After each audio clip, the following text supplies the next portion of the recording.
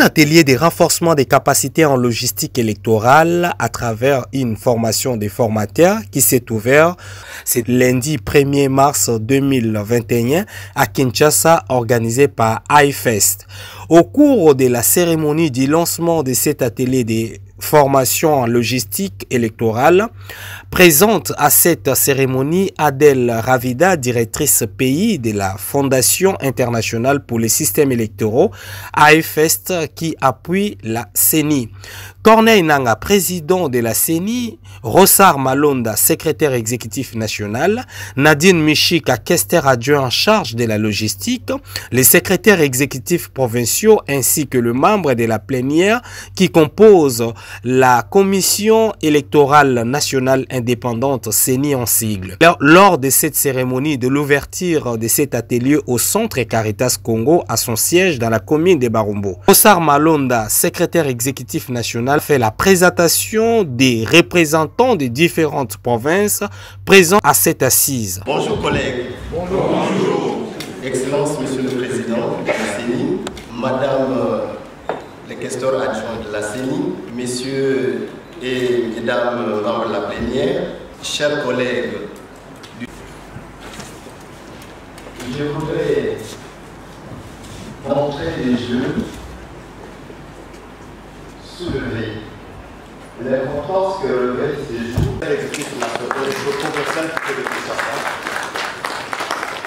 Madame Anne-Marie Koyasu, grand port d'entrée.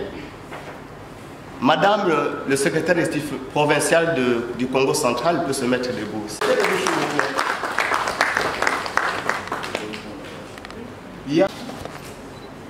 Après Kinshasa, c'est Lubumbashi dans le Haut-Katanga. Celui qui représente le secrétariat exécutif provincial du Haut-Katanga peut se mettre debout pour qu'on le présente.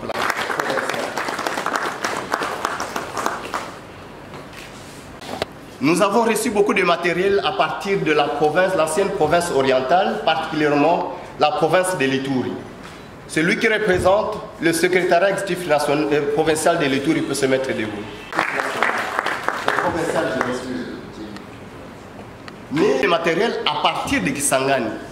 Donc tous les matériels qui arrivent à Bunia, quand il a pris sa part pour Ituri, le reste rejoint des axes au niveau à l'intérieur du pays à partir de Kisangani. Nous avons Madame le secrétaire exécutif provincial de la Chopo. Elle peut se mettre debout.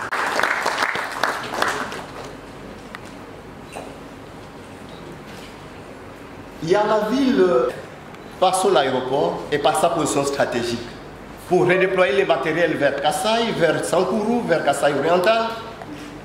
Je voudrais inviter celui qui représente le secrétariat exécutif provincial de Kasaï central de se mettre debout.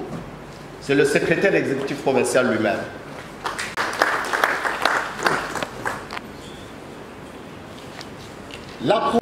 Avec la province de la Chouapa, Maïndombe, représente des complexités logistiques propres, spécifiques.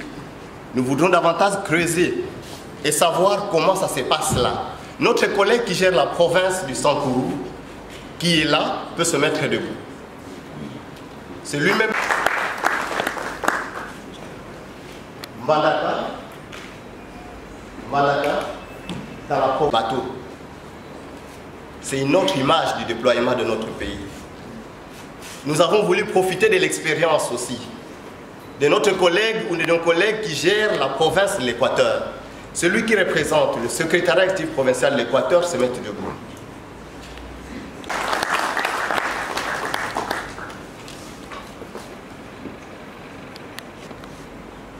C'est aussi une plaque tournante. Quand je vois comment il faut arriver au nord Ubangi, comment descendre à la Mongala, tout à partir des Guémena, des hélicos, des avions et même à partir d'Akula, des bateaux. Celui qui représente le secrétariat exécutif provincial de Surubangui peut se mettre debout. Inviter tous les collègues qui viennent de province et qui sont avec nous, avec le secrétaire exécutif national. Merci bien collègues. Vous devez vous asseoir. secrétariat exécutif national. C'est elle qui est la plus concernée par cette formation. On va inviter les directeurs de cette direction à se mettre debout. Il est même au premier plan déjà là.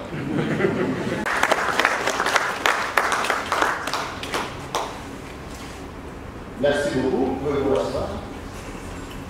Et à cette formation, la direction du monitoring opérationnel, et je voudrais inviter les directeurs du monitoring opérationnel à se mettre debout.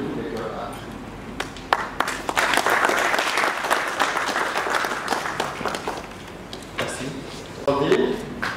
Vous savez, il y a une bonne coexistence entre la logistique, le magasinage et l'archivage. Direction de la formation électorale. Les directeurs de recrutement et formation électorale, il peut se mettre debout.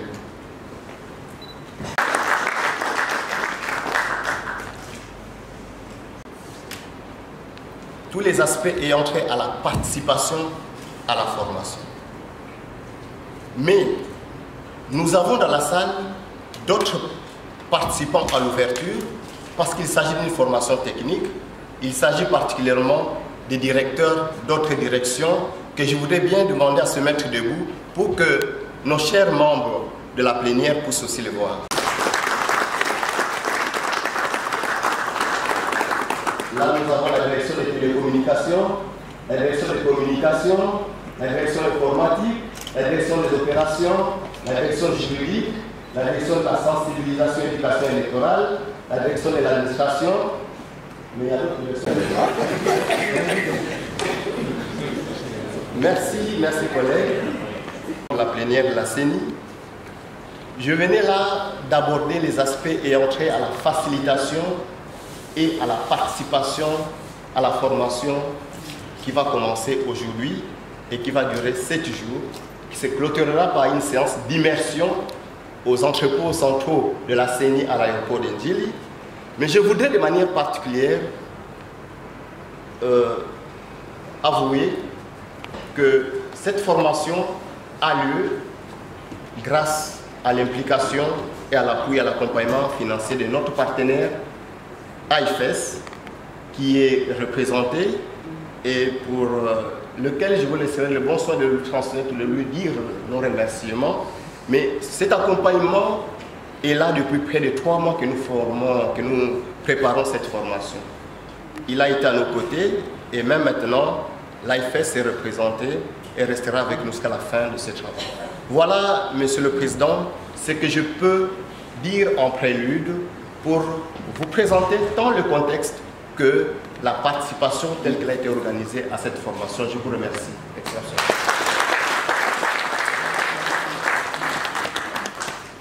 Nadine Michika, questeur adjoint en charge de la logistique, a félicité tous ses collègues à cette occasion au cours des 2 dernières années dont le défi était... Je crois que, comme on dit que c'est un mot de bienvenue, j'aurais pu dire seulement bienvenue et puis continuer, mais je voudrais quand même dire un petit mot, n'est-ce pas, pour vous encourager et pour expliquer pourquoi on est là. À Monsieur le Président de la Commission électorale indépendante, à Madame la représentante de l'AIFES, à mes chers collègues, membres de la plénière, Mesdames et Messieurs, chers participants, c'est pour moi un grand plaisir que de m'adresser à vous ce matin pour vous souhaiter la bienvenue à l'occasion de l'ouverture de l'atelier.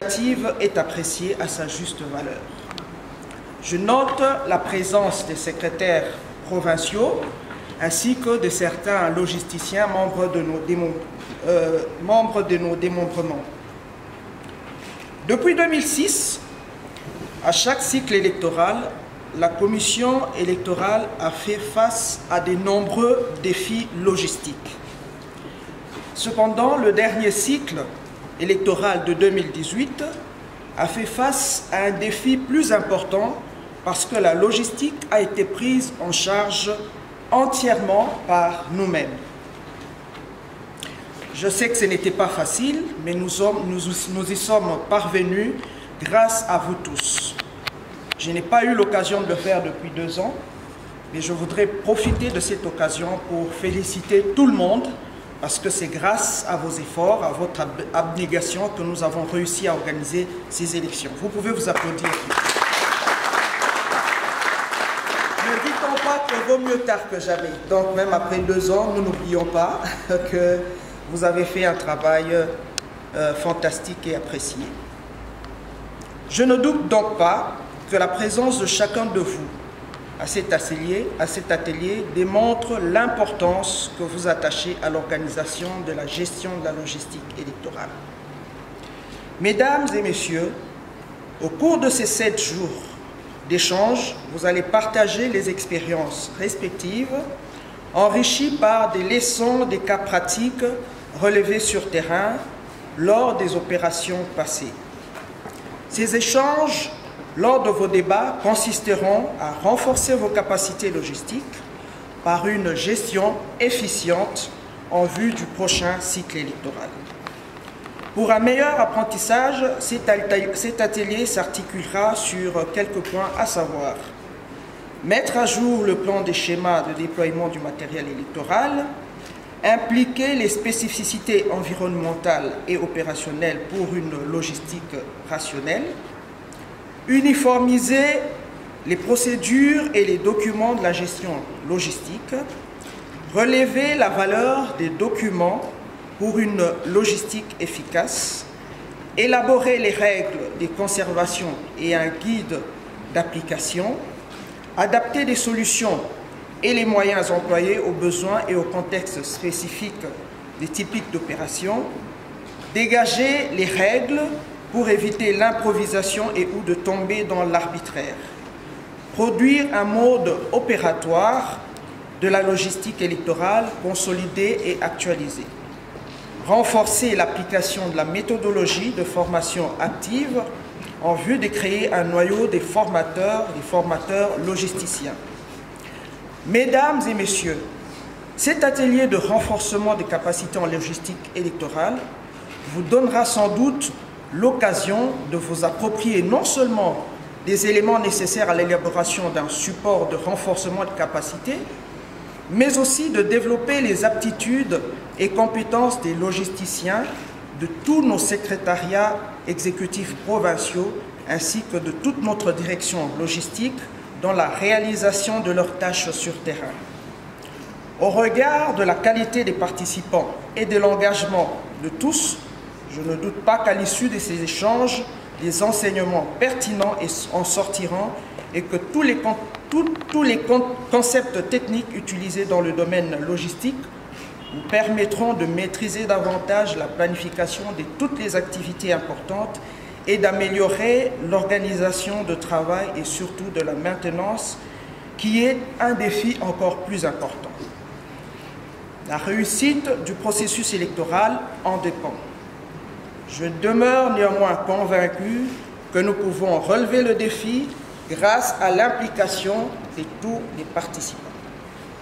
Mesdames et messieurs, c'est sur ces termes que je salue les contributions des experts qui interviendront et que je souhaite un plein succès à cet atelier. Je vous remercie.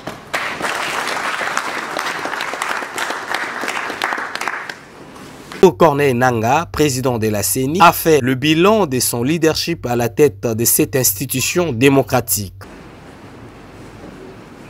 Subdivisé à 32 villes,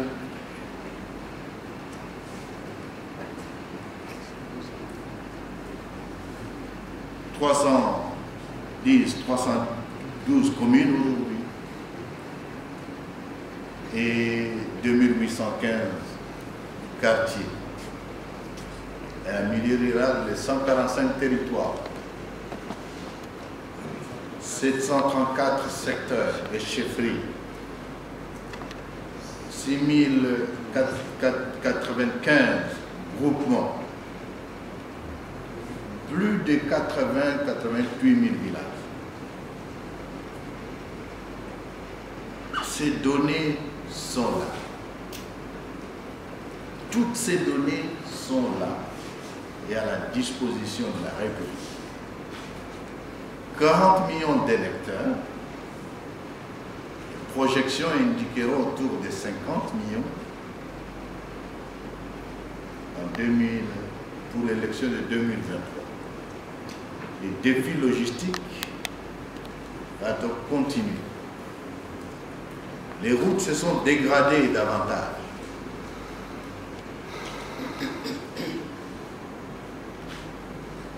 La première ligne de recommandation sera celle adressée au gouvernement pour le maintien plus ou moins des routes où on déployait des gens en véhicule, on ne rentre plus dans les avions.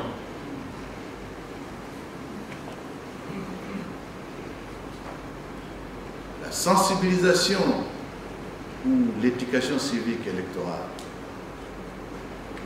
est un élément pertinent à voir. La machine à voter va-t-elle encore poser un problème? Je n'en sais rien. Tout dépendra de l'option que prendront les acteurs politiques.